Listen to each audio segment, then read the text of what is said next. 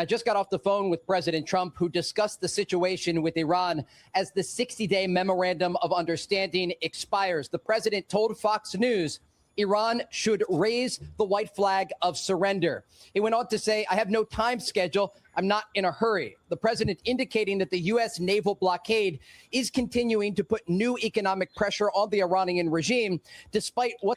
All right, so guys, every time I come here, I come from the Persian channel, and I'm watching meet the media inside Iran and what people on both sides are talking about inside Iran. When he says the blockade is putting pressure, I don't know if people understand how bad things are getting. Like, it is working, and it's working a lot. Everything is breaking apart more than most people realize. Like, it's painful, very painful right now inside Iran. It's devastating. Everybody's getting hurt. Except Can I ask a question about that? Yes, of course. I know that pretty much is this what destroyed the middle class? And does it affect, like, even from the far reaches in the country, which was maybe never that, integrated, all the way to the big city? I'm sure in the big city, but, like, is it hitting everywhere? Yes, and yes. To the point where some people are saying there is no middle class left. You're either rich and you're not feeling this, or you have now stopped being middle class and you're poor. If they just got lowered, they're going to be very resentful. Of who? Of the IRGC for getting them in trouble. Like, if you're in the middle class and the IRGC doing all this crazy shit just took you from middle to low class, I'm going to guess you're not happy. You're pretty mad at the IRGC. Yep. Yeah. It's interesting how very little people are blaming the United States. Like, there's not even that much of an attempt made to blame the United States, even though it's the U.S. blockade that is causing this and the economic fury. There is no appetite. Like, people are like, yeah, this is the Islamic Republic. Not even the regime supporters are motivated to say, like, the United States is doing this for us. There's three narratives.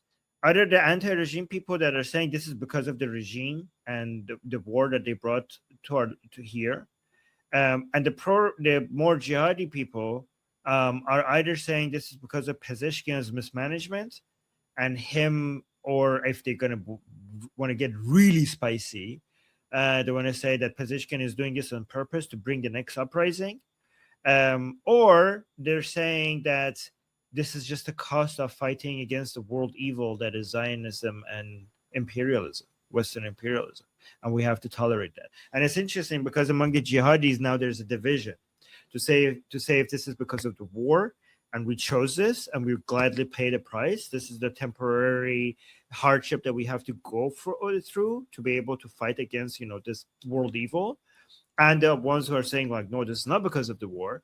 We could completely manage this economically if we didn't have Pezeshkian in power.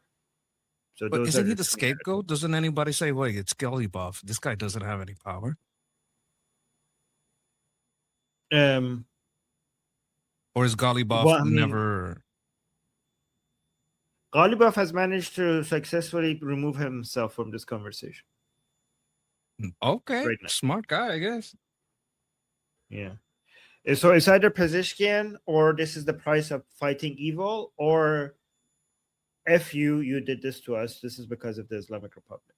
But it's interesting because I'm not saying people are saying, like,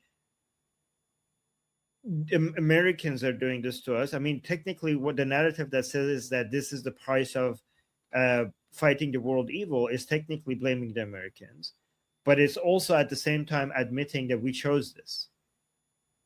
Right? Which is there's a parallel of this in Cuba. They blamed Gaesa and Fidel. Oh, Sherry gave us a super chat saying, "How are the people doing?" Not good, Sherry. Not good at all. And one thing is interesting because you see people spending more money right now on short-term pleasures, and some people think like this is a sign that things are good for some people, but if you talk to them, it's a sign of them thinking that they have no future, So they might as well just finish enjoying life now, because there's going to be nothing left for them going forward.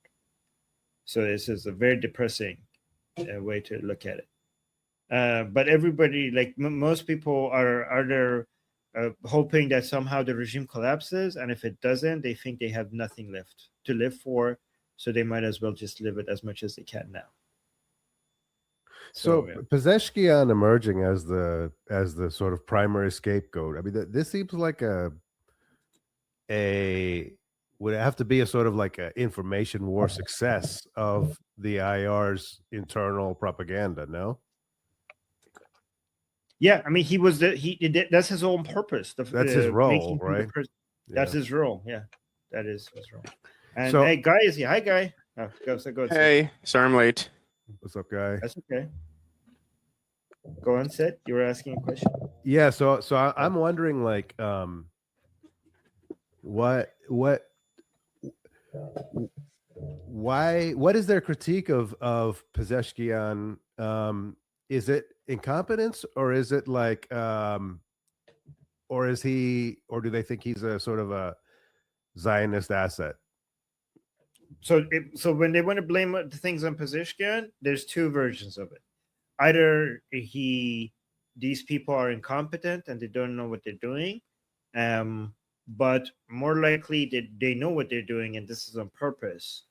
And then when they're knowing then that also gets divided into, they're doing this on purpose to gain power for themselves against the rest, against the revolutionary Islamic part of the regime, or they're Zionists and they're doing this for the enemy, and they're doing this so that there is an uprising. So Pezeshkian already did this once and caused the early January uprising to create the conditions for the Americans and Israelis to attack to kill Ali Khamenei.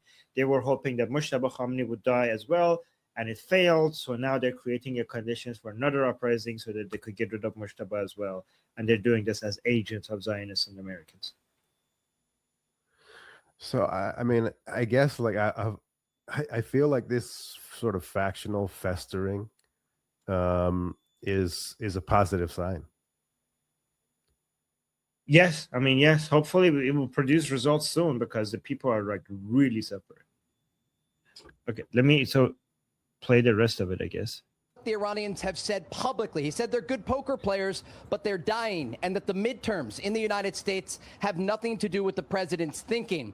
Now, I asked the president about these parallel talks that are taking place between Iran and Oman about control of the Strait of Hormuz. And the president told Fox News, if Oman gets in the way, we'll bomb the S out of them.